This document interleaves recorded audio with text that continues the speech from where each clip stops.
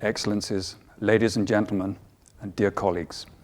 It's a great honor to welcome you to this virtual event marking the International Day of Commemoration in memory of the victims of the Holocaust, organized by the United Nations Information Service here in Vienna in cooperation with the Permanent Mission of Israel.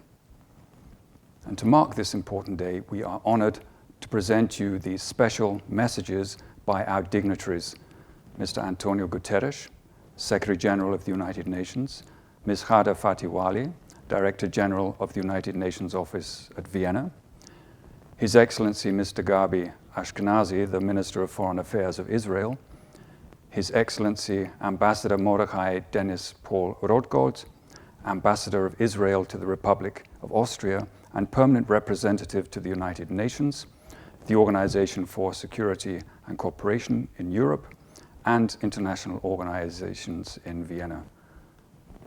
He will also speak on behalf of His Excellency Ambassador David Nussbaum, Permanent Representative of Israel to the International Atomic Energy Agency and the Comprehensive Nuclear Test Ban Treaty Organization.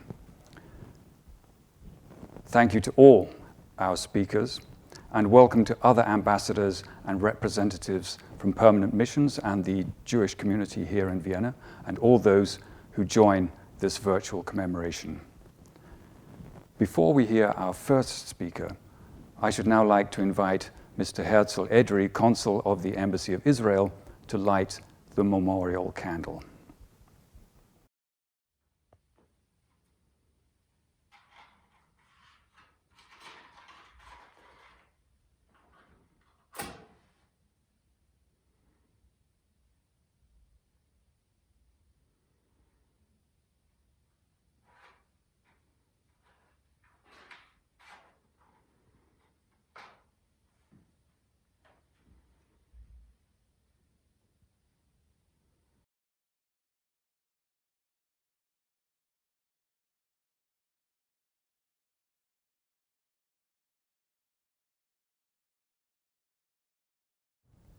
Thank you, Mr. Edrei.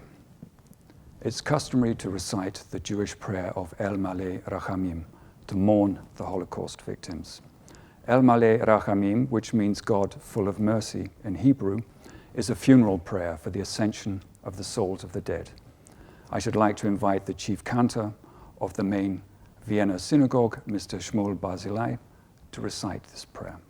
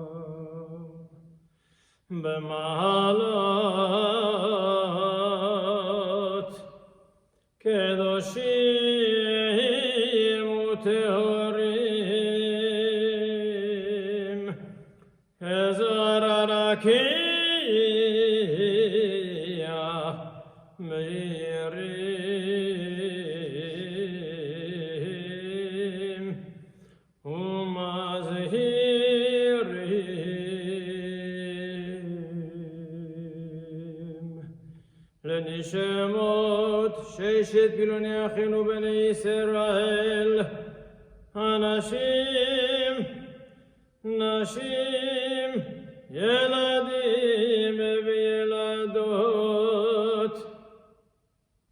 שנהרגו, שנשחטו,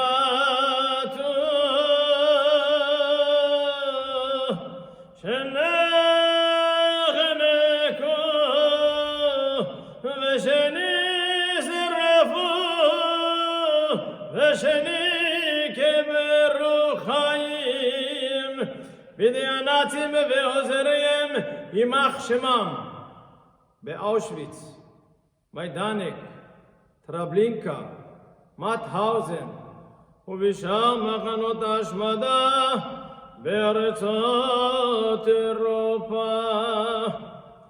ומסרונה משם, ומסרונה משם, על קידוש השם בעבור שאנו מתפללים, שאנו מתפללים לעילוי נשמותיהם.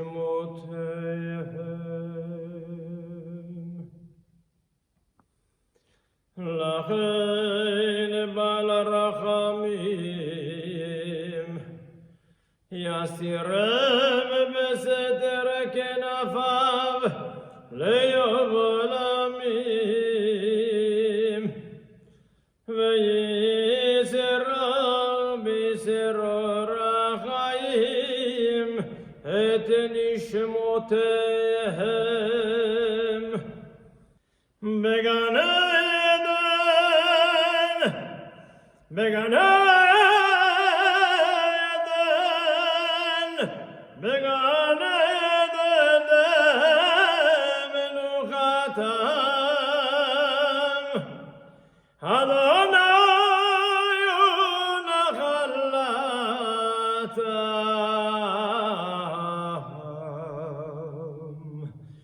וינוחו ושלום על משכבם, ונאמר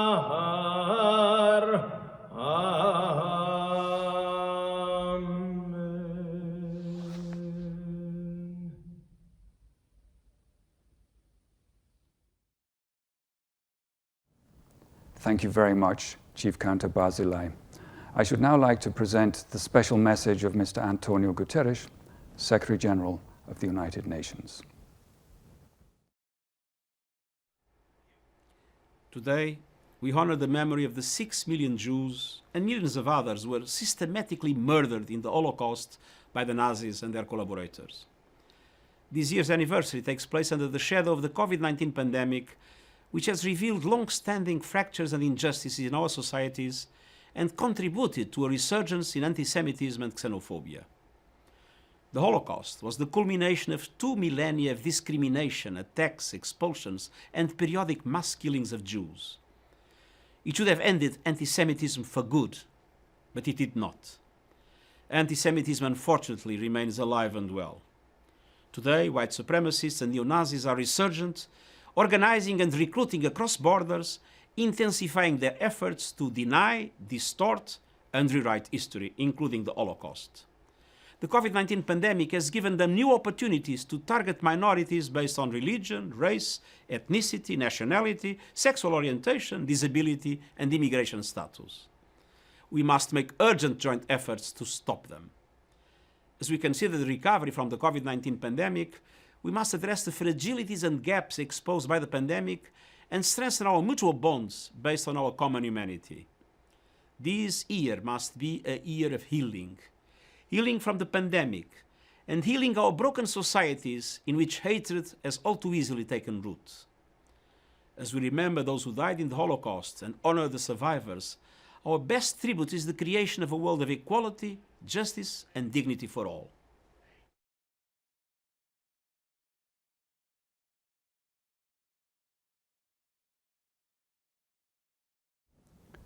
Thank you, Secretary General.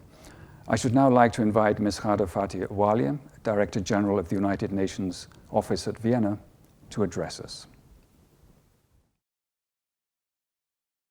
Excellencies, ladies and gentlemen, thank you for joining the United Nations in Vienna on this International Day of Commemoration in memory of the victims of the Holocaust.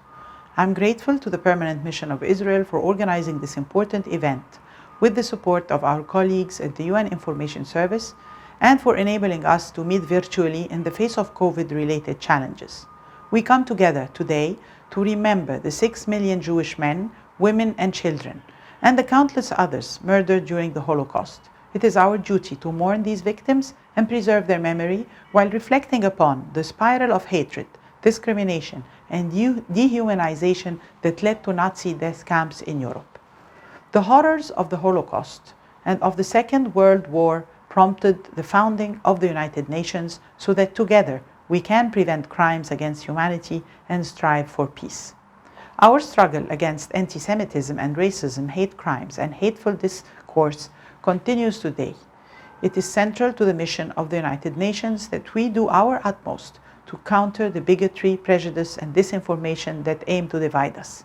We rely on education and research as powerful tools for spreading knowledge of historical facts, human rights principles, and media literacy among our young generations. And we celebrate the diversity of our societies as a strength working towards inclusion and mutual understanding. In honor of the victims of the Holocaust, we pledge to never forget and to always stand up for human rights, justice, and for a life of dignity for all. Thank you. Thank you, Director General. I now have the honor to invite His Excellency Mr. Gaby Ashkenazi, Minister of Foreign Affairs of Israel, to deliver his remarks. On January 27, we commemorate 76 years since the liberation of Auschwitz-Birkenau, the largest concentration and death camp of the massacre of the Jewish people on European soil. As a son of a Holocaust survivor, I often relive my father's stories that are difficult to believe. But that was the reality for him and for millions of others. No one can doubt the survivors whose testimony are soaked with the blood of their families and loved ones. We must commit to ensure that these testimonies are always heard. This is our oath, to remember and not to forget, to echo the memory for all time. As the coronavirus has spread, anti-Semitism grows. We cannot turn a blind eye to propaganda and incitement. We also continue to hear the voices of hatred by Iran and its proxies, who call for the destruction of the Jewish people living in Israel. These calls cannot be ignored. They have the power to become mass extermination. The Jewish people are no longer powerless, and Israel will always defend itself by itself. Despite the negative trend, this last year also saw sign of hope and change. We can see a new era, an era of mutual discussion, an era of peace. I continue to believe that there can be a better future for this region. In October, I visited Germany with my friend, the UAE Foreign Minister, Sheikh Abdallah bin Zayed Al Nahyan. At his initiative, we visited the Holocaust Memorial in Berlin. In a moment of history, I shared my family's story with him and with Heiko Maas, the German Foreign Minister. I felt a special sense of pride. As a foreign minister, as a former chief of staff of the State of Israel on German soil. Our joint visit sent a strong message to the whole world, a message of recognition of the history of the Jewish people, and a message of unity. It was a shared cry, joining the voices of the victim, to remember and not to forget, a promise of never again. Thank you, Minister Ashkenazi. I have the honor to invite the permanent representative of Israel to the United Nations, the Organization for Security and Cooperation in Europe, and international organizations, Ambassador Mordechai Denis Paul Rodgold, to take the floor.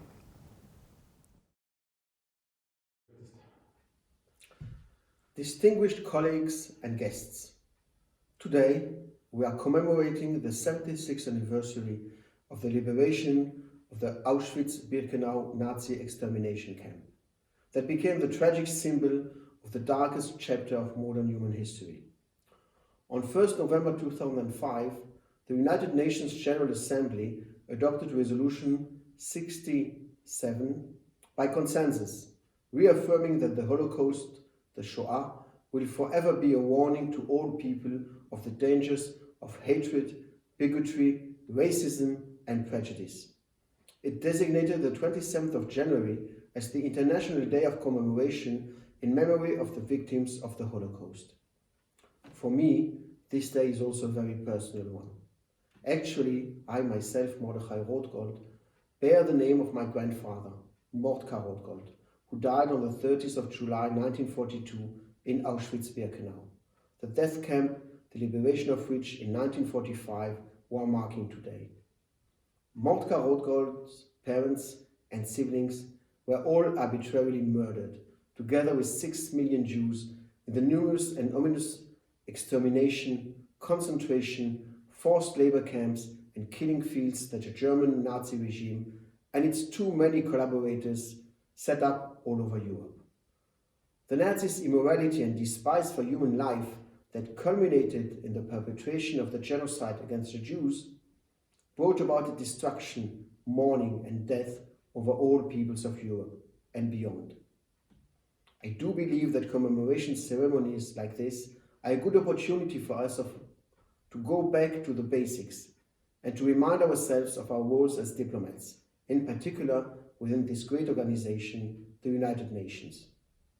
Our common struggle for freedom, justice, and peace, as envisaged in the Bible by the prophets of Israel, is an ongoing one, in the memory of both the victims and survivors of the Holocaust, and for the sake of the next generation, we must continue with this struggle. Despite intensive work in the past decades in educating the younger generations about the Holocaust and its horrors, outcomes, and lessons, one cannot say that anti-Semitism has been uprooted. It is shameful that anti-Semitism and terrorism directed against Jews are again on the rise, especially in the digital sphere, even more during the actual pandemic. When Jewish life becomes increasingly threatened by extremists and hate mongers, when Jews are being frightened to contemplate their future, no other wake-up call is needed to realize the threat posed and the harm inflicted to the security and stability of modern societies, to the freedom and prosperity of all individuals, and to the shared moral values of the countries represented in this organization. In order to draw the lessons of the errors of the past, to fight anti-Semitism, racism, extremism, and intolerance, wherever and whenever necessary, in order to build a better future, we need to remember the past. Today, it is our generation's duty to continue to tell the story. Thank you. Thank you, Ambassador. We invite you to join further commemoration events with the links shared through this post. Thank you very much again for being here today.